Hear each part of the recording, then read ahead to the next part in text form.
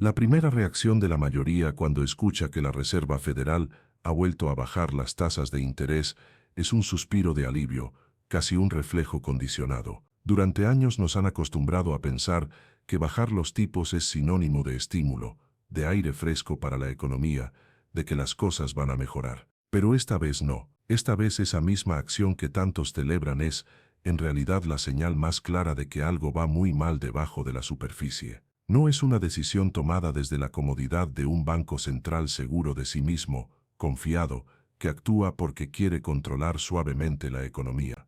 Es la reacción de un organismo que siente que el cuerpo se le está desplomando y decide recurrir a la única herramienta que siempre le queda cuando todo lo demás falla: inundar el sistema con dinero barato para evitar un colapso inminente. Cuando la Fed baja los tipos en plena incertidumbre, no es un gesto de fortaleza, es una admisión disfrazada de que la maquinaria económica está perdiendo impulso. Imagina el cuerpo económico como un paciente que está conectando a un monitor. Los tipos de interés son una especie de inyección de adrenalina que sirve para mantenerlo en pie cuando las constantes vitales empiezan a caer. No se la das cuando la persona está corriendo, cuando tiene energía, cuando la sangre fluye sin problemas. Se la das cuando empieza a desmayarse, cuando estás viendo que si no haces algo ya, en este mismo instante, las cosas pueden torcerse rápidamente. Eso es lo que representa este nuevo recorte. No es una herramienta quirúrgica, es una maniobra desesperada. Y la Fed lo sabe, aunque nunca lo digan abiertamente, aunque en sus comunicados utilicen el lenguaje aséptico, técnico, burocrático, con frases calculadas para calmar a los mercados. La verdad subyacente es más cruda. Están nerviosos. Ellos mismos admiten que la incertidumbre sobre las perspectivas económicas es elevada, lo cual es su forma educada de decir que no tienen idea de si lo que estamos viendo es una desaceleración temporal o el inicio de una recesión profunda que podría arrastrar a millones. La historia económica está llena de momentos en los que los bancos centrales actuaron tarde o actuaron sin tener claro lo que estaba ocurriendo realmente, y casi siempre el detonante fue el mismo: la información dejó de fluir. Un banco central sin datos es como un piloto sin instrumentos en medio de una tormenta. Puede tener experiencia e intuición, años de entrenamiento, pero sin visibilidad, sin mediciones precisas, cada movimiento es un riesgo. Y justo eso está ocurriendo ahora. En vez de operar con paneles llenos de indicadores luminosos que les dicen qué tan fuerte late el corazón económico, qué tan rápido respira el mercado laboral, qué tan caliente está el consumo, están mirando un tablero oscuro. Han tenido que tomar esta decisión prácticamente a ciegas debido al cierre del gobierno federal, que llevó a suspender la recopilación y publicación de datos oficiales. No hay cifras de empleo recientes, no hay reporte de ventas minoristas, no hay actualización del crecimiento económico, nada. Es una economía momentáneamente invisible para quienes deben tomar decisiones críticas. Pero mientras las élites financieras celebraban este recorte como si fuera una fiesta interminable, como si bajar los tipos fuese una especie de garantía de riqueza automática, lo que realmente está detrás de la maniobra es inquietud pura. La Fed no está celebrando nada, está intentando apagar un incendio que aún no ha visto del todo, pero cuyos primeros destellos ya iluminan el cielo. Los mercados aplauden porque interpretan bajada de tasas como más dinero circulando, más liquidez, más oportunidades para inflar activos. Pero la Fed baja los tipos no porque quiera estimular más una economía boyante, sino porque teme que los cimientos se estén aflojando mucho más rápido de lo que las cifras oficiales, ahora detenidas, permiten ver. Es un gesto que nace del miedo, no del entusiasmo. Este contraste entre la reacción de los mercados y el motivo real de la Fed es uno de los grandes absurdos del sistema financiero contemporáneo. Vivimos en un mundo donde las malas noticias se traducen en subidas de bolsa, donde las señales de debilidad económica son interpretadas como promesas de más liquidez. El paciente está desfalleciendo y en lugar de llamar al médico, los observadores empiezan a aplaudir porque saben que le inyectarán más estimulantes, y al final, esa desconexión entre percepción y realidad acaba generando una distorsión gigantesca en la forma en que se comportan los inversores, las empresas y hasta las familias que intentan entender qué demonios está pasando. Pero antes de que esa distorsión explote, el primer síntoma siempre es la jugada silenciosa, la bajada de tasas que no anuncia prosperidad, sino vulnerabilidad. Este movimiento de la Fed es la primera ficha de dominó. Y lo más inquietante de todo es que, aunque los mercados estén celebrando, quienes entienden cómo funciona realmente esta maquinaria saben leer entre líneas. Saben que cuando la institución monetaria más poderosa del mundo actúa sin datos y con tanta rapidez, es porque siente que el tiempo se está agotando. Ese es el verdadero mensaje escondido detrás del recorte. Y ese mensaje no es una invitación al optimismo, es un recordatorio de que algo grande se está moviendo bajo la superficie. La decisión de bajar las tasas en un momento en el que los discursos oficiales aún hablaban de una economía resiliente dejó al descubierto una contradicción profunda que, aunque muchos intentaron disimular, se volvió imposible de ignorar. Porque cuando un banco central reduce los tipos de interés en un entorno donde supuestamente todo está estable, donde la inflación está bajo control y el empleo se encuentra en niveles saludables, no está enviando un mensaje de calma, está enviando un mensaje de miedo. Es una señal inequívoca de que las entrañas del sistema financiero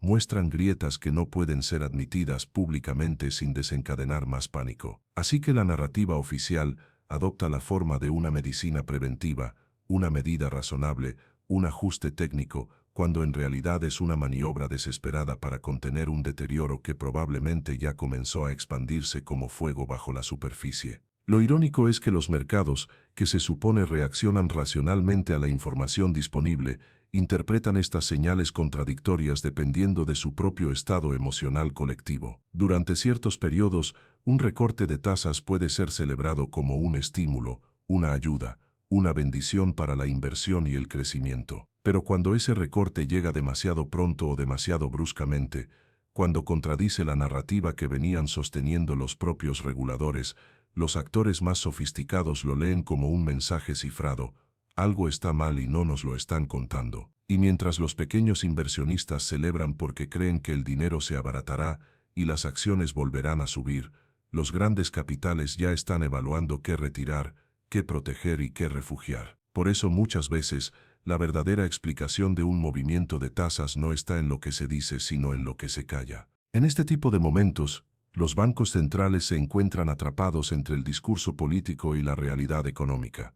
Si no bajan las tasas, acusan al sistema de fragilidad.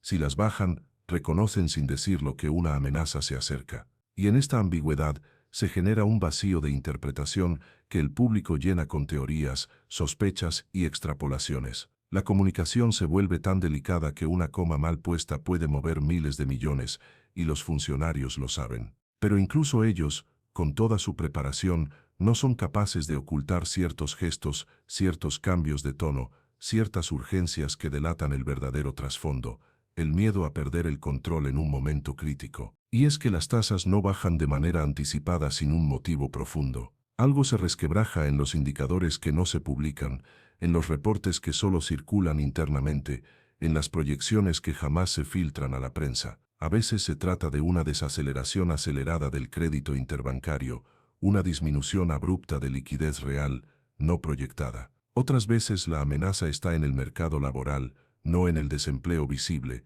sino en las horas trabajadas, en la caída del empleo temporal, en el descenso del trabajo asalariado joven, todas señales que anticipan un enfriamiento más grave. En ocasiones el riesgo proviene del mercado inmobiliario, donde una caída del 2% en precios puede ser el anticipo de un desplome del 20%, y donde los bancos saben que muchas hipotecas están mucho más apalancadas de lo que el público supone. Y en ciertos casos, la grieta aparece en el mercado de deuda corporativa, cuando empresas zombies empiezan a mostrar la fragilidad que durante años se ocultó gracias a tasas artificialmente bajas. La verdad es que un recorte inesperado siempre lleva el olor del pánico interno, aunque nadie lo admita.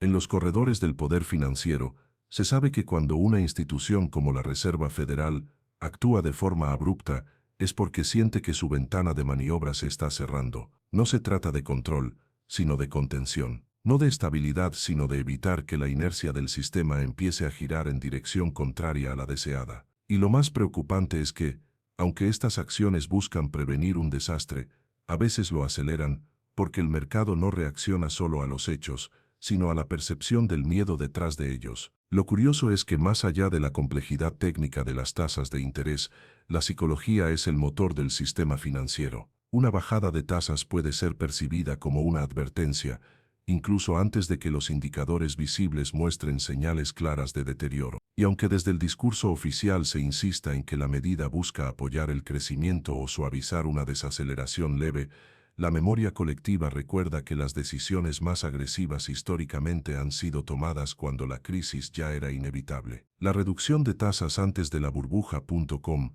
antes de la crisis subprime y antes de otras turbulencias significativas, dejó una huella psicológica. El público aprendió que estas decisiones rara vez llegan por tranquilidad y casi siempre por miedo. Al final, lo que ocurre es que la distancia entre la economía real y la economía narrativa se hace demasiado grande como para sostenerla sin que los consumidores, inversionistas o empresas empiecen a dudar. Y cuando la duda se instala, ni las tasas bajas ni las declaraciones tranquilizadoras logran frenarla. Las monedas se vuelven más sensibles, los mercados se vuelven más volátiles, las empresas más agresivas reducen costos y los consumidores posponen decisiones. Una simple disminución en la tasa de referencia, que a primera vista parecería un detalle técnico, se convierte en un poderoso símbolo de incertidumbre. Y para quienes saben leer entre líneas, la señal es clara: alguien en la cima ha visto algo que aún no llega a los titulares. Cuando una economía enfrenta turbulencias políticas, incertidumbre institucional y decisiones monetarias tomadas casi a ciegas, existe un riesgo aún mayor que rara vez se discute en público porque su sola mención genera alarma: el apagón de datos económicos. Este fenómeno, que puede presentarse de forma parcial, gradual o súbita, ocurre cuando el flujo normal de estadísticas, informes oficiales, indicadores clave y mediciones regulares del estado real de la economía se ve interrumpido, atrasado, manipulado o simplemente suspendido. Aunque para la mayoría de las personas los datos económicos parecen un elemento técnico, lejano y casi irrelevante, la realidad es que constituyen la infraestructura invisible que sostiene todas las decisiones financieras del país, desde los mercados bursátiles hasta los bancos comerciales, desde las empresas hasta las familias. Cuando esa infraestructura se quiebra, todo el sistema operativo de la economía, literalmente, deja de funcionar como debería. Un apagón de datos no es solo un problema técnico, es un síntoma de un estado que pierde capacidad. En tiempos normales, los datos fluyen como un reloj: cada semana, cada mes, cada trimestre. Instituciones como las oficinas de estadística, departamentos de trabajo, ministerios de comercio y bancos centrales producen decenas de informes que permiten a los analistas leer la temperatura de la economía, la inflación, el empleo, la confianza del consumidor, la inversión empresarial, las ventas minoristas, el PIB, la producción industrial, el crédito otorgado, los impagos, las exportaciones y miles de indicadores más conforman una especie de sistema nervioso nacional. Si uno de ellos falla, el resto puede compensarse. Pero cuando varios comienzan a atrasarse, a ser inconsistentes o a ser modificados para presentar un panorama artificialmente estable, entonces el sistema nervioso completo empieza a enviar señales contradictorias, como si estuviera sufriendo una crisis neurológica. En un contexto político conflictivo, el apagón de datos puede surgir como efecto colateral de recortes presupuestales, parálisis administrativa, huelgas internas, rotación masiva de personal, falta de coordinación o simples fallos operativos. Pero también puede ser intencional, diseñado para evitar que la población y los mercados perciban la gravedad real de la situación económica. La historia reciente está llena de casos donde gobiernos en crisis empezaron manipulando cifras de inflación, luego atrasaron la publicación de informes de empleo, más tarde ajustaron metodologías para corregir supuestos errores y terminaron, casi sin darse cuenta, en un silencio estadístico que dejaba al país entero dependiente de rumores, filtraciones, indicios y proyecciones privadas. Es el equivalente macroeconómico de apagar las luces en medio de una tormenta. Las consecuencias de ese apagón son devastadoras en muchos niveles. El primero es la pérdida de confianza. Los mercados financieros, acostumbrados a operar con datos públicos confiables, empiezan a desconfiar de cualquier cifra oficial. Los inversionistas internacionales, ante la falta de claridad, reducen exposición. Las empresas posponen inversiones porque no pueden calcular riesgos futuros. Los bancos restringen créditos porque no saben qué tan seguro es el entorno económico. Y las familias, bombardeadas por señales contradictorias, comienzan a actuar por intuición, reduciendo consumo, posponiendo compras grandes, guardando efectivo y entrando en una especie de modo defensivo que se retroalimenta con el propio apagón estadístico. El segundo impacto es la distorsión total de la política monetaria. Si el Banco Central ya operaba a ciegas en medio del caos político, ahora directamente está navegando sin instrumentos de medición. La inflación podría estar acelerándose sin que nadie lo note a tiempo. El desempleo podría estar creciendo silenciosamente mientras los reportes oficiales muestran estabilidad ficticia. La actividad industrial podría estar cayendo, pero los datos atrasados la siguen mostrando en niveles normales. En estas condiciones, cualquier decisión del Banco Central es prácticamente un salto al vacío. Podrían estar recortando tasas cuando deberían estar subiéndolas, o apretando la política monetaria cuando la economía ya está entrando en recesión. Todo se vuelve una apuesta peligrosa en la que no existen referentes confiables. El tercer impacto es aún más profundo, la ruptura de la capacidad colectiva para interpretar la realidad. Las sociedades modernas necesitan datos para coordinar expectativas. Si los ciudadanos no saben cuál es el nivel real de inflación, comienzan a exagerar sus previsiones. Si los empresarios no saben cuánta demanda habrá el próximo trimestre, reducen contrataciones. Si los inversionistas no tienen indicadores de riesgo, prefieren retirarse. La economía deja de ser un sistema racional basado en información y se convierte en un conjunto de comportamientos humanos dominados por intuiciones, miedos, rumores, percepciones subjetivas y decisiones defensivas. Es como volver siglos atrás, a una era preestadística donde los comerciantes actuaban más por señales del ambiente que por cálculos basados en datos concretos. Además, el apagón de datos crea un terreno fértil para la manipulación política. En ausencia de cifras verificables, cada actor puede construir su propia narrativa económica. El gobierno puede afirmar que todo está bien,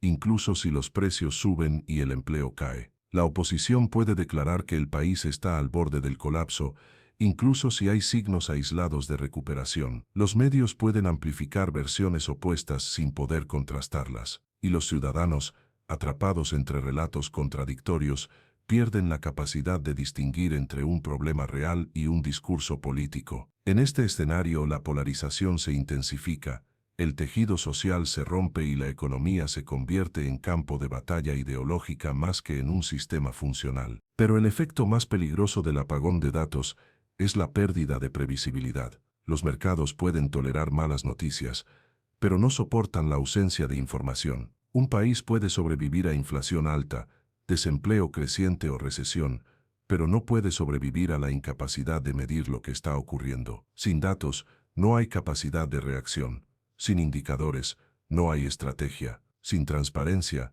no hay confianza. La incertidumbre se expande como una mancha de aceite que atenaza decisiones, paraliza movimientos y convierte el futuro en un territorio nebuloso donde cualquier cosa es posible excepto la estabilidad. Lo que empieza como un simple atraso en la publicación de un informe termina convirtiéndose en un colapso sistémico de la coordinación nacional. Empresas grandes comienzan a depender exclusivamente de sus propios indicadores internos, ignorando o despreciando los oficiales. Inversionistas internacionales comienzan a exigir mayores primas de riesgo. Bancos ajustan sus modelos de crédito porque no confían en las cifras de empleo. Incluso las familias empiezan a tomar decisiones financieras basadas en percepciones personales, rumores o experiencias inmediatas en su entorno cercano. Todo se fragmenta, todo pierde coherencia. La economía deja de comportarse como un sistema unificado y se convierte en un mosaico caótico de microdecisiones desalineadas. A la larga, un país que pierde sus datos pierde su futuro. No porque las cifras en sí mismas tengan poder, sino porque representan la capacidad de una sociedad para comprenderse, evaluarse y corregirse.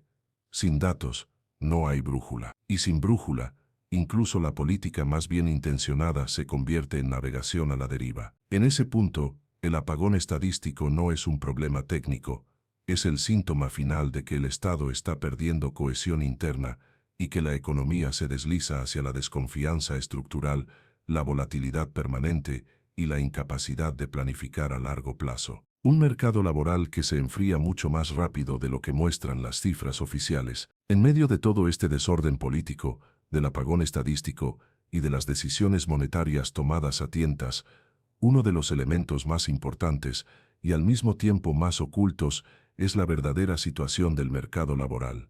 Porque aunque los reportes oficiales sigan mostrando cifras relativamente estables y declaraciones optimistas, hablen de una economía todavía dinámica, la realidad que se vive en las calles, en las empresas y en los hogares, muestra una desaceleración mucho más profunda y acelerada de lo que cualquier organismo está dispuesto a admitir. El empleo como variable económica tiene una característica particular: es lento en aparecer, lento en desaparecer y aún más lento en ser admitido oficialmente. Lo que significa que cuando las estadísticas comienzan a insinuar problemas, en muchos casos, esos problemas ya llevan meses expandiéndose en silencio. El enfriamiento del mercado laboral nunca empieza con despidos masivos visibles, comienza con microseñales casi imperceptibles. Se manifiesta en la reducción de horas extras, en los recortes de turnos, en la falta de renovación de contratos temporales, en la suspensión de nuevas contrataciones, en la postergación de ascensos,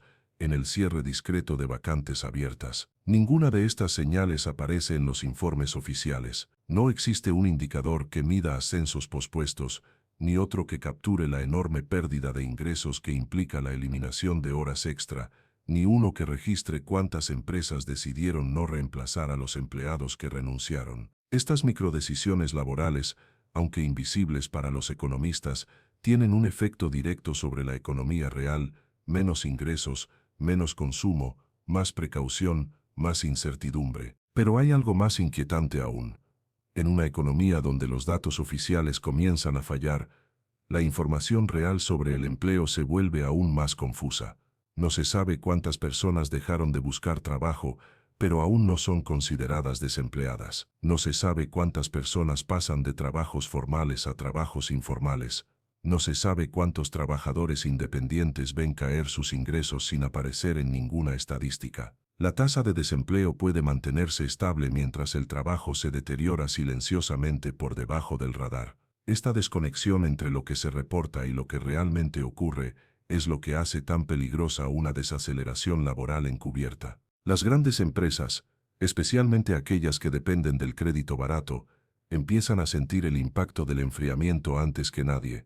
Cuando el costo del financiamiento sube, cuando la demanda se debilita, cuando las proyecciones futuras se vuelven inciertas, la primera reacción es congelar gastos laborales. No despiden de inmediato, porque eso genera ruido político y mediático. Primero recortan lo invisible, reducen viajes, reducen capacitación, recortan incentivos, cancelan contrataciones, congelan salarios. Ese congelamiento se convierte en el preludio de los despidos masivos, pero los informes oficiales siguen mostrando un mercado laboral estable, porque los despidos aún no han llegado, y las renuncias voluntarias se reducen, lo cual paradójicamente puede hacer que las cifras aparenten fortaleza, cuando en realidad están revelando miedo. Las pequeñas y medianas empresas, en cambio, sienten la desaceleración de manera más directa y brutal. No tienen colchones financieros ni acceso a deuda barata. No pueden sobrevivir a meses de caída de ventas sin reducir personal.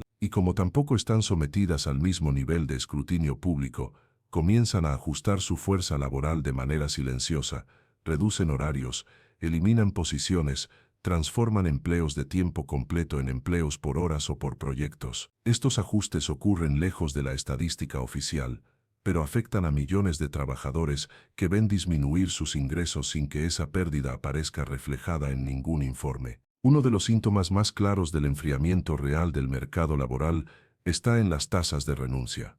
Durante los años de bonanza, cuando había abundancia de empleos y salarios en ascenso, la gente cambiaba de trabajo buscando mejores oportunidades. Eso elevaba las tasas de renuncia, lo cual era interpretado como una señal de salud económica. Pero cuando las renuncias caen estrepitosamente, muchos economistas lo interpretan como una mejora del mercado laboral: menos personas dejando sus empleos, más estabilidad, cuando en realidad significa exactamente lo contrario. La gente tiene miedo de perder su trabajo. Cuando un trabajador se aferra a un empleo mal pagado, sin oportunidades de crecimiento, sin beneficios, es porque percibe que afuera las cosas están peor. Este tipo de miedo laboral nunca aparece en las estadísticas, pero transforma completamente el comportamiento económico de la población. La otra señal clave está en las ofertas de empleo. En algunos sectores, los portales muestran una actividad aparentemente normal, pero basta observar más de cerca para notar algo desconcertante.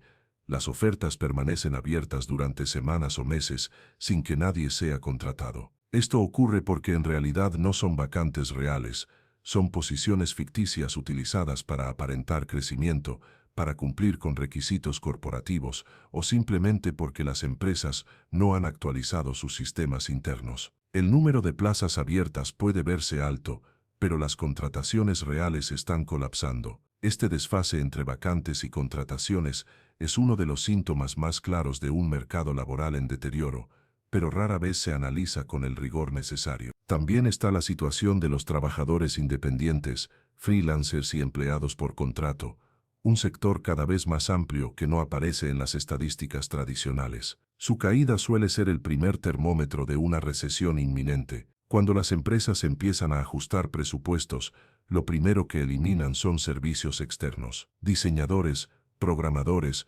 consultores, fotógrafos, técnicos, contratistas y un sinfín de profesionales que dependen de proyectos constantes ven cómo sus ingresos se evaporan de un mes a otro. Para el Estado, estos trabajadores no están desempleados, simplemente no están trabajando ese mes. Para ellos, es la diferencia entre pagar renta o no, entre comer bien o estirar la comida hasta fin de mes. Esta crisis laboral paralela, invisible para las estadísticas, es la que primero anticipa el deterioro económico general. A todo esto se suma la precarización. Personas que antes ganaban salarios estables, ahora deben aceptar trabajos peor pagados, sin beneficios, sin estabilidad. Algunos toman 2 o 3 empleos a tiempo parcial para sustituir lo que antes les ofrecía uno solo. Y como las estadísticas oficiales solo miden empleo, no calidad del empleo, un país puede parecer plenamente activo mientras su población se hunde en trabajos precarios. La data dice que la economía está funcionando,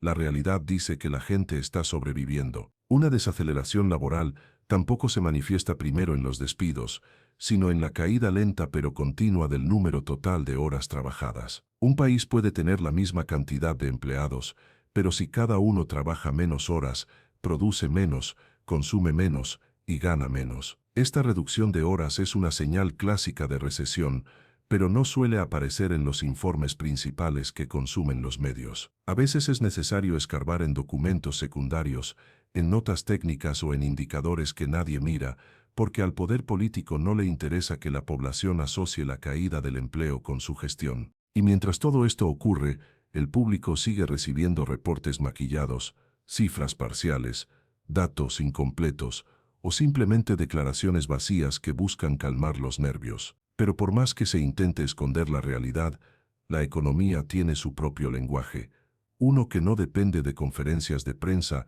ni de estrategias de comunicación. La economía habla a través de los restaurantes que dejan de contratar, de los centros comerciales que reducen personal, de los transportistas que ya no reciben pedidos, de los supermercados que recortan turnos, de las oficinas que congelan vacantes, de las industrias que reducen turnos nocturnos y de las empresas tecnológicas que silenciosamente paralizan proyectos. La auténtica señal de un mercado laboral en enfriamiento no está en las estadísticas oficiales, sino en la vida cotidiana, la velocidad con la que la gente busca otro ingreso, el aumento de mensajes en redes, preguntando por trabajos temporales, el incremento en las solicitudes de empleo para cargos de baja cualificación, la caída en el consumo visible en sectores como entretenimiento, turismo, comida fuera de casa. Todo esto aparece mucho antes de que el Estado admita que hay un problema. Al final, el enfriamiento del mercado laboral es como un invierno que empieza en silencio. Primero cae la temperatura, pero todavía hay luz. Luego llega el viento frío, pero aún se puede salir. Después, sin aviso, todo se cubre de nieve y el paisaje cambia por completo. Para cuando las estadísticas oficiales reconozcan la llegada del invierno económico, millones de personas ya habrán sentido el frío en su propio bolsillo. La economía real se deteriora mientras la Fed intenta evitar un colapso, Y esta es quizá la parte más incómoda de toda la historia reciente, porque expone una verdad que ni los políticos, ni los bancos centrales, ni los medios financieros quieren admitir: el deterioro económico no comienza cuando los datos lo confirman, sino cuando la gente empieza a comportarse como si ya estuviera ocurriendo. Y esa transformación silenciosa, gradual, psicológica, pero profundamente real, ya lleva meses desarrollándose por debajo de la superficie de la economía estadounidense. Mientras la Reserva Federal actúa con la urgencia de quien intenta controlar un incendio sin saber de dónde proviene el humo, millones de hogares y miles de empresas han entrado en un modo de supervivencia que contradice por completo la narrativa oficial de resiliencia, fuerza y aterrizaje suave. Lo primero que salta a la vista es el cambio drástico en los patrones de consumo. No hace falta leer un informe técnico para notar que la gente compra menos, cambia marcas, reduce salidas, prolonga la vida útil de todo lo que puede y se involucra cada vez más en actividades que antes se consideraban señales claras de estrés financiero. Los supermercados reportan un crecimiento inusual en productos de bajo costo. El uso de cupones vuelve a niveles de hace más de una década, y los pagos con tarjetas de crédito ya no representan comodidad, sino la última cuerda a la que una familia se aferra antes de caer en el abismo de los intereses acumulados. La deuda de consumo no crece porque los estadounidenses estén más confiados, crece porque están más desesperados, y cuando se examina lo que sucede detrás de esos números, la conclusión es aún más preocupante: la gente está financiando lo básico, no los lujos. Eso siempre ha sido un indicador adelantado de recesión, incluso en épocas donde el gobierno insistía en que todo va bien. Al mismo tiempo, las pequeñas y medianas empresas están sintiendo un golpe que va mucho más allá del flujo de caja o la volatilidad temporal. Están enfrentando un escenario en el que los costos suben, la demanda baja, el crédito se encarece y la incertidumbre política hace imposible prever el próximo trimestre. Muchas de estas compañías son pilares invisibles de la economía real: negocios familiares, proveedores regionales, talleres, distribuidores, servicios esenciales. Cuando ellos empiezan a comprimir gastos, reducir horas, congelar contrataciones o directamente cerrar, no aparece en los titulares ni se registra de inmediato en los informes macroeconómicos, pero el impacto es profundo y acumulativo. Cada empresa que recorta personal o limita operaciones crea un pequeño vacío en la economía local, un vacío que se multiplica cuando cientos o miles actúan igual. Y mientras esa parte silenciosa de la economía se desangra, la Reserva Federal insiste en mantener una postura pública de control, de experticia, de calma estratégica, aunque internamente la evidencia sugiere que están actuando más desde la improvisación que desde un análisis claro. La bajada de tasas, que debería ser una herramienta de precisión quirúrgica, se está utilizando como si fuera un analgésico general para un paciente al borde del shock. La Fed no está estimulando la economía, está evitando que se rompa. Y esa diferencia, aunque parezca sutil, es monumental. Significa que el motor del crecimiento ya no funciona por su propia fuerza, sino por la intervención continua de una institución que, paradójicamente, también ha contribuido a crear las condiciones del problema. Otro factor crucial en la degradación de la economía real es el creciente desempleo encubierto: las personas que técnicamente tienen trabajo, pero con menos horas, menos ingresos o menos estabilidad. Aunque no aparecen en las cifras oficiales, experimentan una pérdida de poder adquisitivo igual o mayor que alguien que perdió su empleo. Viven con miedo constante de que el próximo recorte los incluya, y ese temor los lleva a consumir menos, invertir menos, ahorrar todo lo que pueden y asumir un comportamiento económico defensivo que profundiza aún más la desaceleración. Mientras la Fed intenta sostener la ilusión de normalidad, los bancos comerciales endurecen más y más sus criterios de crédito. Préstamos que hace un año habrían sido aprobados sin mayor dificultad, ahora requieren garantías imposibles. Esto ahorca a los emprendedores, paraliza proyectos, frena inversiones y golpea directamente a sectores que dependen de financiamiento constante, como la construcción y la manufactura. Es como si la sangre dejara de circular por las extremidades del sistema económico, mientras el cerebro, la Fed, jura que todo está perfectamente bajo control. La inflación también sigue siendo un enemigo silencioso y persistente.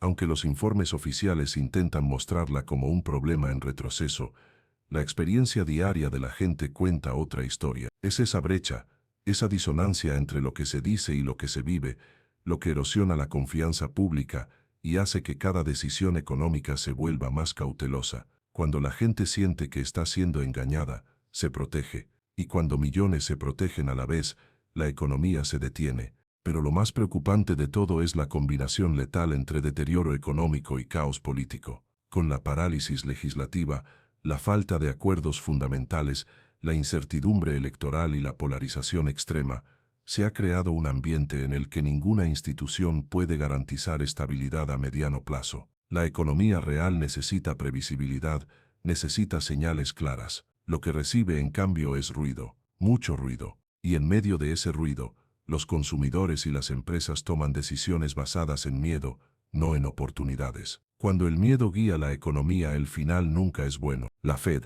consciente del deterioro pero incapaz de admitirlo completamente, actúa como un piloto que intenta mantener un avión en el aire con instrumentos dañados, pasajeros en pánico y una tormenta cada vez más violenta adelante. No saben exactamente qué tan cerca están del suelo, no saben cuál es la velocidad real, no saben si el combustible alcanza, solo saben que cualquier error, cualquier movimiento incorrecto, puede desencadenar un colapso que ya no podrían contener. Y mientras los mercados financieros siguen moviéndose como si estuvieran vivos, la economía real, la que paga renta, compra comida, levanta negocios, sostiene familias, se debilita día tras día. Esa es la verdad que nadie quiere decir en voz alta.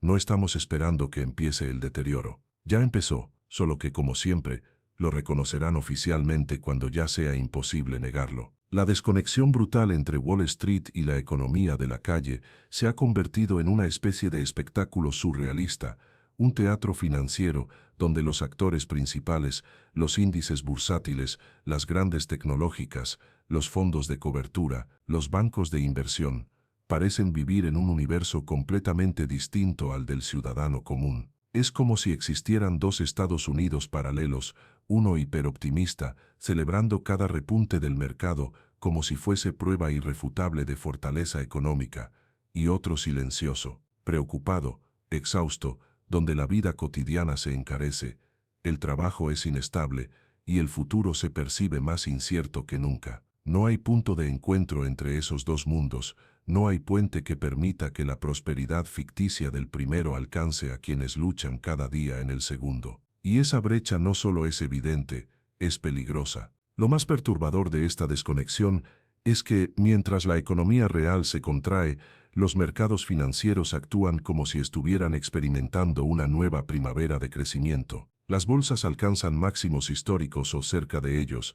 Los analistas celebran resultados corporativos que parecen deslumbrantes sobre el papel, y cada anuncio de recorte de tasas se recibe como un impulso renovado para comprar activos de riesgo.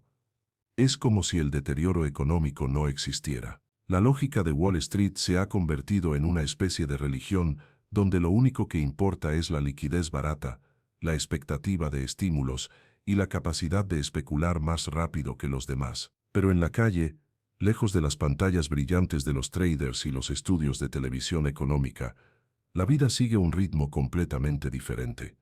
Las familias no sienten que las cosas mejoran, sienten que cada mes es más difícil. Los salarios no crecen al ritmo de los precios, los alquileres se han vuelto exorbitantes, las deudas se han multiplicado y las oportunidades laborales reales, no las estadísticas maquilladas, se han vuelto escasas. Mientras tanto, los precios en el supermercado siguen subiendo en pequeñas dosis que, si bien pueden pasar desapercibidas en un titular económico, pesan enormemente en el presupuesto de un hogar de clase media o trabajadora. Esto crea un fenómeno perverso.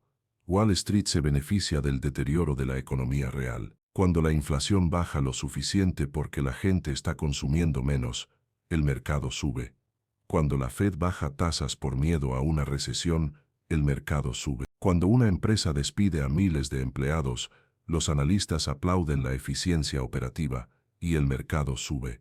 Es una lógica que sería considerada absurda e inmoral si no estuviera tan profundamente normalizada.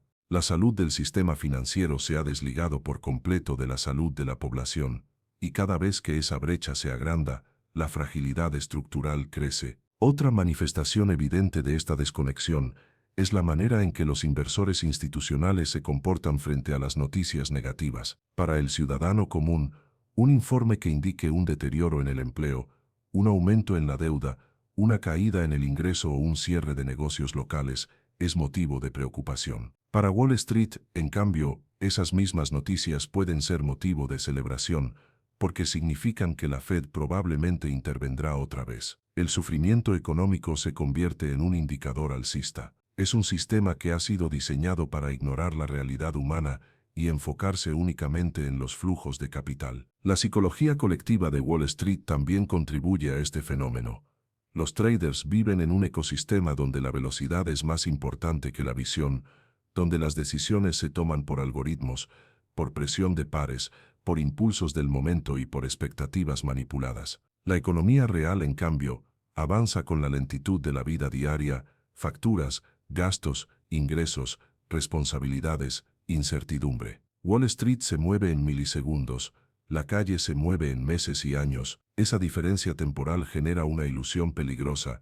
Mientras el mercado responde rápido a estímulos artificiales, la economía tarda en mostrar las heridas que ya se están formando. Pero la desconexión no es solo estructural, también es narrativa. Los medios financieros, que dependen de mantener el entusiasmo en los mercados, tienden a minimizar las malas noticias reales y exagerar cualquier indicio positivo. La narrativa oficial insiste en que el empleo está fuerte, aunque cada vez más personas trabajan menos horas o en empleos mal pagados. Afirma que el consumo sigue resiliente, aunque una parte significativa de ese consumo está financiado con tarjetas de crédito. Y repite que la economía está estable, cuando el ciudadano común siente exactamente lo contrario. Los mercados se alimentan de palabras, pero las familias solo pueden comer con ingresos reales. La desconexión también se evidencia en la concentración extrema de riqueza en las empresas tecnológicas. Mientras gigantes como Apple, Microsoft o Nvidia acumulan valoraciones que superan el PIB de países enteros, las pequeñas empresas luchan por sobrevivir. Esta concentración crea una distorsión estadística. Si estas megaempresas suben en bolsa, los índices suben, aunque miles de negocios estén cerrando o recortando personal. La economía real se debilita, pero el S&P 500 se mantiene robusto, no porque el país esté bien, sino porque 6 o 7 compañías sostienen artificialmente la ilusión de prosperidad. Y al final, la pregunta más importante es, ¿qué sucede cuando estas dos realidades paralelas colisionan? Porque inevitablemente lo harán.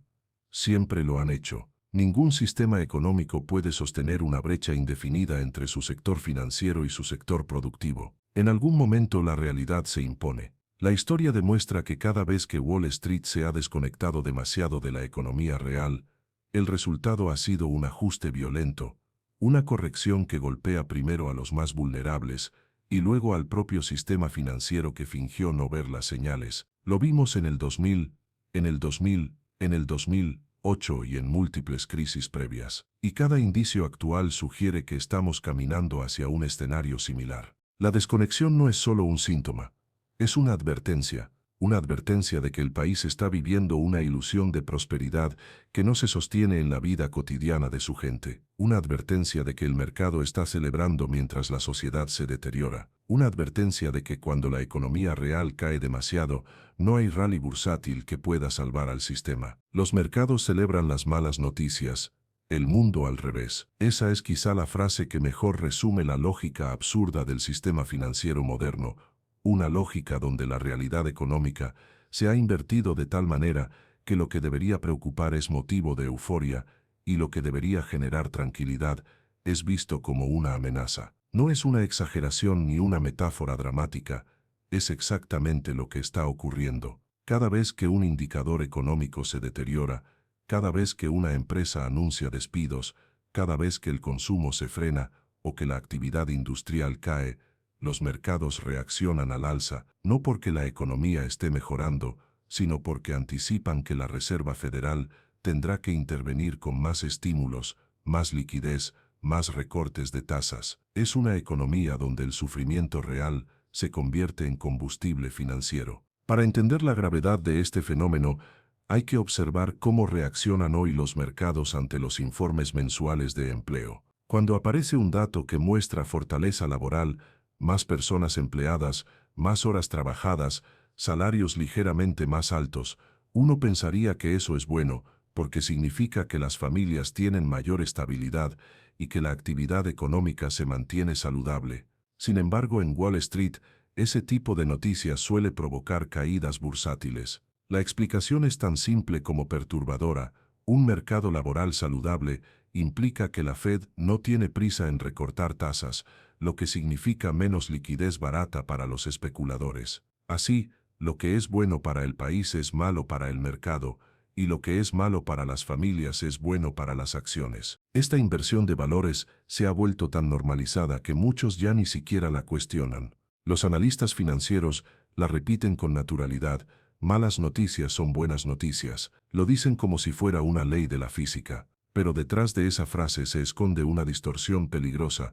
La economía real ha perdido su papel como ancla del sistema financiero. En lugar de reflejar la salud del país, los mercados se han convertido en un mecanismo autónomo que se retroalimenta de expectativas y estímulos artificiales, completamente desconectado de las condiciones que afectan la vida de millones. El problema es que esta lógica crea un incentivo perverso. Si los mercados suben cuando la economía sufre, entonces los actores financieros tienen un estímulo directo para preferir un entorno de deterioro económico, porque ese deterioro presiona a la Fed a intervenir. No es que estén deseando abiertamente que la gente pierda su empleo o que las empresas reduzcan salarios, pero el sistema está configurado para recompensar ese deterioro. Cada señal negativa en la economía se convierte en una oportunidad especulativa, y cuando los mercados se vuelven adictos a ese tipo de dinámica, se hace casi imposible recuperar un equilibrio sano. Lo que resulta aún más inquietante es que esta lógica es relativamente nueva en su intensidad. En décadas pasadas, los mercados eran más sensibles a la economía real. Un aumento en el desempleo generaba preocupación, no euforia. Una caída en la manufactura era motivo de alarma, no de compras frenéticas. Lo que cambió no fue la economía en sí, sino el papel de la política monetaria. Desde la crisis del 2008 Morteso, los bancos centrales se convirtieron en actores omnipresentes, inyectando trillones en liquidez e interviniendo en los mercados cada vez que había un sobresalto. Con el tiempo los inversores aprendieron a leer ese patrón como una especie de seguro: si las cosas se ponen feas, la Fed sale al rescate. Y si la Fed sale al rescate, los mercados suben. Esta dependencia ha creado una especie de adicción estructural. Los mercados ya no reaccionan a la economía, reaccionan a la Fed. No analizan la salud del país, analizan la narrativa del Banco Central. No importan los fundamentos, importan las expectativas. Un país puede estar entrando en una recesión profunda, y aún así los índices bursátiles pueden seguir subiendo simplemente porque se anticipa una ola de recortes de tasas. Es una lógica que está destinada a colapsar sobre sí misma, porque no se puede mantener un sistema en el que la percepción vale más que la realidad. La vida de las personas no cambia porque el Nasdaq suba un 3%. Los salarios no aumentan porque el S&P 500 esté en máximos. Las oportunidades laborales no se multiplican porque los mercados estén optimistas. Y sin embargo, cada día que pasa, esa aparente euforia financiera se utiliza como prueba de estabilidad económica, como si los mercados fueran una representación fiel de la nación. Es una narrativa peligrosa porque elimina la urgencia de abordar los problemas reales. Si los mercados suben, el gobierno puede decir que todo está bien, aunque las calles cuenten otra historia. Y así el mundo se divide entre quienes viven en la celebración irracional de los números verdes en pantalla y quienes viven en la realidad del aumento del costo de vida, de la inseguridad laboral, del endeudamiento y del estancamiento. Esa fractura es cada vez más evidente. Los mercados celebran que el consumo se frene, porque eso ayuda a controlar la inflación, pero en la vida real significa que las familias están recortando gastos porque ya no les alcanza. Los mercados celebran que las empresas reduzcan costos, pero en la vida real eso se traduce en despidos. Los mercados celebran que la inflación haya bajado a costa de debilitar la demanda, pero eso significa que las personas han dejado de comprar, no porque no quieran, sino porque no pueden. Y lo más irónico es que esta disonancia eventualmente se vuelve insostenible incluso para los propios mercados. No se puede sostener un rally perpetuo basado en el deterioro económico. En algún momento la realidad llega, siempre llega, y cuando lo hace, se lleva por delante toda la estructura especulativa creada sobre la fantasía de que las malas noticias son buenas. Cuando el deterioro económico cruza cierto punto crítico, ya no puede ser interpretado positivamente. Deja de ser una señal para la Fed y se convierte en una amenaza directa para las ganancias corporativas. Y ahí es donde los mercados, que celebraban el sufrimiento ajeno, entran en pánico. En el fondo, lo que estamos presenciando es un sistema financiero que dejó de cumplir su propósito original y se convirtió en un ente autosuficiente que vive de narrativas, de discursos, de expectativas. Un sistema que perdió contacto con la economía que debería reflejar. Un sistema que ha creado incentivos que son, en el sentido más literal, contrarios al bienestar de la sociedad. La historia demuestra que la bolsa sube cuando la Fed recorta en pleno auge.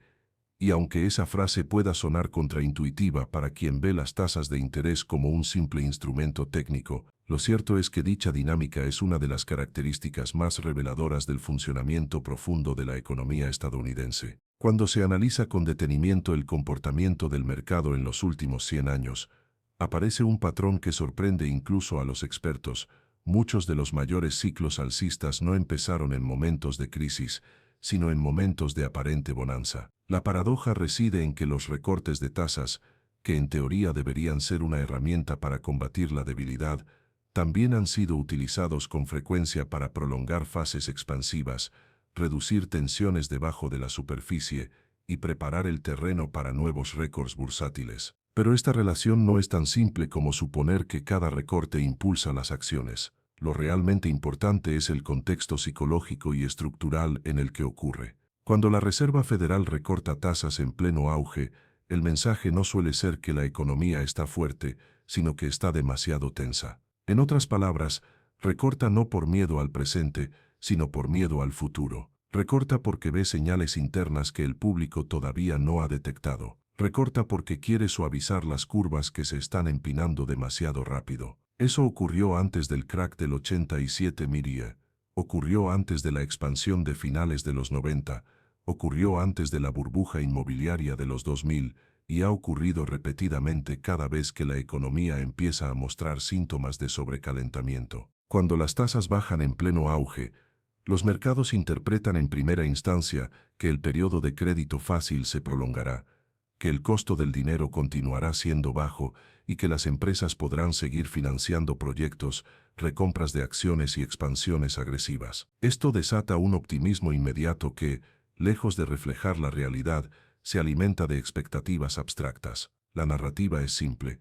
Si todo está bien, y encima la Fed nos da estímulos adicionales, entonces lo mejor está por venir. Pero esa interpretación es superficial, porque lo que realmente está haciendo la Fed es comprar tiempo. Y los mercados, al celebrar ese tiempo extra, se están celebrando a sí mismos, sin entender que ese tiempo siempre tiene un costo que acaba cayendo sobre la economía real. El patrón se repite una y otra vez. Cuando Alan Greenspan recortó las tasas a finales de los 90, lo hizo en un contexto de crecimiento explosivo, pero también en medio de una atmósfera de exuberancia irracional. La burbuja.com se infló aún más gracias a esa decisión. Los mercados celebraron, las startups sin ingresos alcanzaron valuations absurdas, los inversionistas minoristas entraron en masa convencidos de que se estaba viviendo una revolución tecnológica sin precedentes. Pero la Fed recortó no para estimular, sino para contener tensiones invisibles, sobrevaluaciones extremas, apalancamiento creciente, riesgos ocultos en derivados y señales tempranas de inestabilidad en mercados emergentes.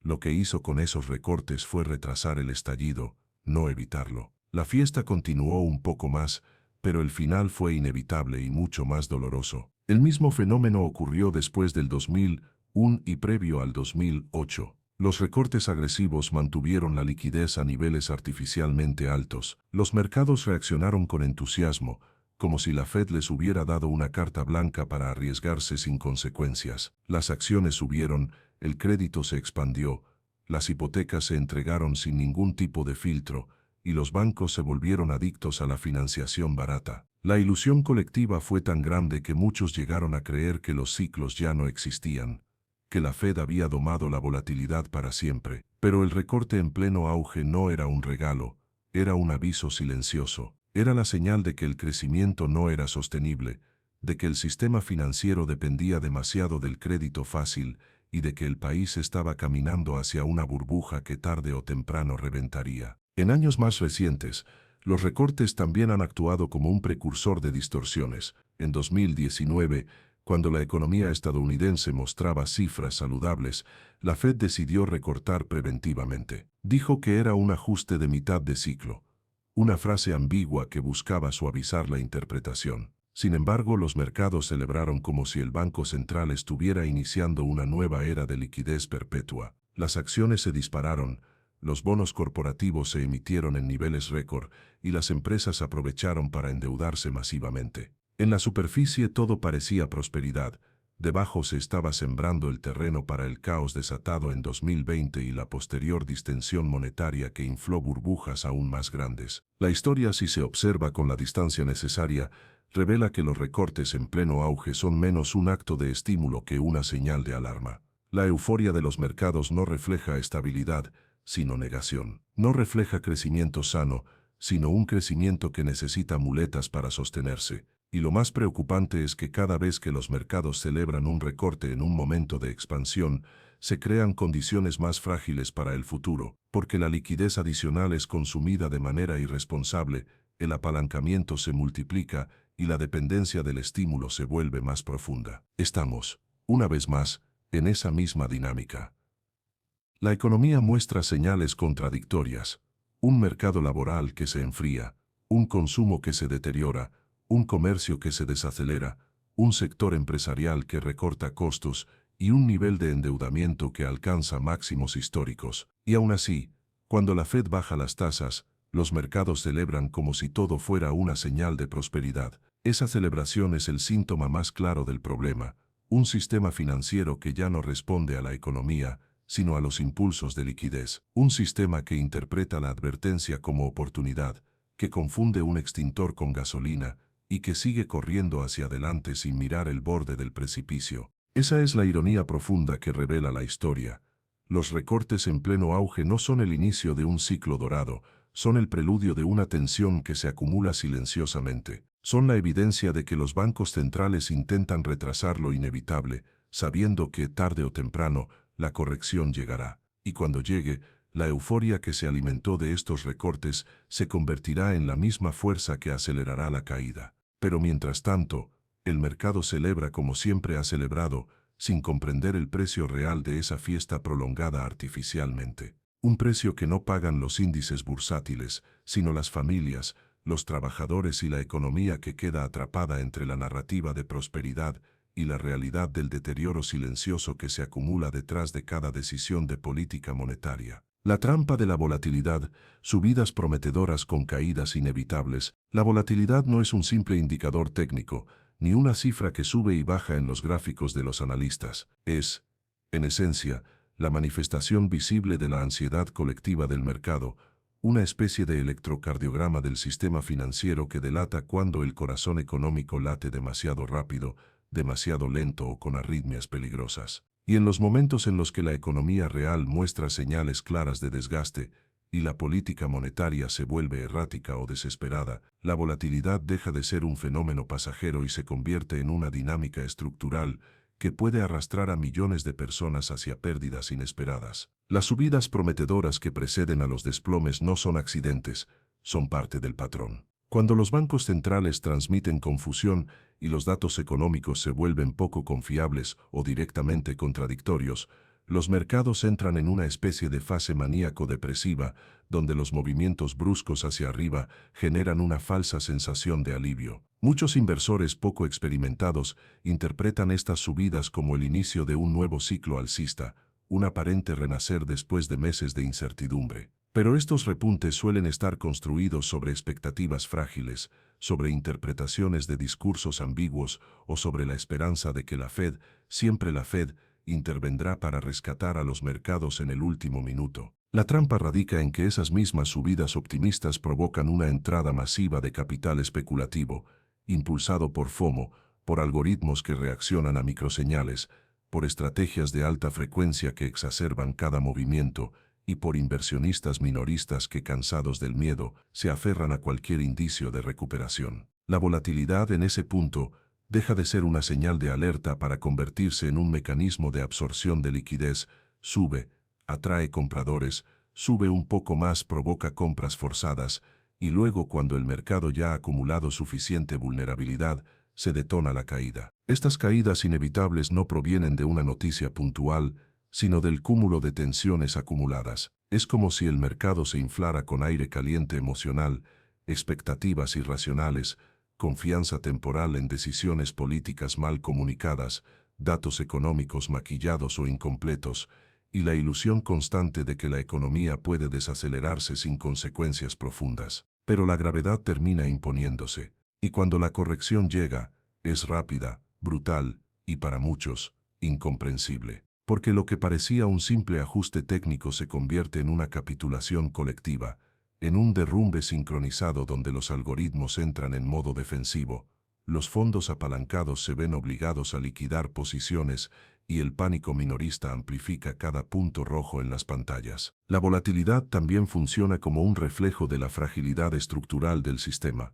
Cuando las empresas sobreviven más por tasas bajas que por modelos de negocio sostenibles, cuando las deudas corporativas están en niveles récord y cuando las familias viven al borde de su capacidad crediticia, cualquier oscilación en los mercados se vuelve un riesgo sistémico. Las subidas rápidas inflan la percepción de riqueza, pero no solucionan problemas reales: salarios estancados, inflación persistente en bienes esenciales, caída del consumo discrecional, deterioro de la confianza empresarial y un mercado laboral que se enfría detrás del telón. Ese desbalance crea un ecosistema donde la volatilidad es prácticamente inevitable, porque la economía opera en un terreno minado y los mercados lo saben, aunque intenten disfrazarlo con euforia momentánea. Lo más peligroso de esta dinámica es que se presenta como una oportunidad, cuando en realidad es un espejismo. Muchos inversionistas creen que pueden surfear la ola y aprovechar las subidas antes de las caídas, pero la volatilidad aguda no es predecible ni obediente. No avisa, no ofrece margen y no distingue entre expertos y principiantes. En los momentos más turbulentos, los mercados se comportan como un animal asustado, reaccionan impulsivamente, cambian de dirección en segundos y generan movimientos contradictorios que solo profundizan la confusión colectiva. Los bancos centrales, por su parte, se convierten en actores aún más influyentes dentro de esta trampa. Sus comunicados pueden disparar un rally y al mismo tiempo sembrar el miedo a una corrección. Su silencio genera ansiedad, pero sus palabras, mal calibradas, pueden revertir un mercado que parecía estable horas antes. Y cuando la política monetaria depende más de improvisaciones que de claridad estratégica, la volatilidad se convierte en un síntoma permanente del sistema. La trampa está servida: subidas que parecen salvación, caídas que parecen castigo, y una montaña rusa emocional que castiga especialmente a quienes no entienden que están jugando en un terreno donde las reglas han cambiado. Porque la volatilidad, en tiempos de inestabilidad estructural, no es un movimiento pasajero, es un sistema entero respirando de manera irregular. Es el mercado diciendo, a gritos, que algo profundo no está funcionando, y hasta que las bases reales de la economía no se fortalezcan, estas subidas brillantes pero engañosas seguirán siendo preludio de bajadas dolorosas, una y otra vez, atrapando a todos los que confundan ruido con recuperación, euforia con estabilidad o fe con fundamentos.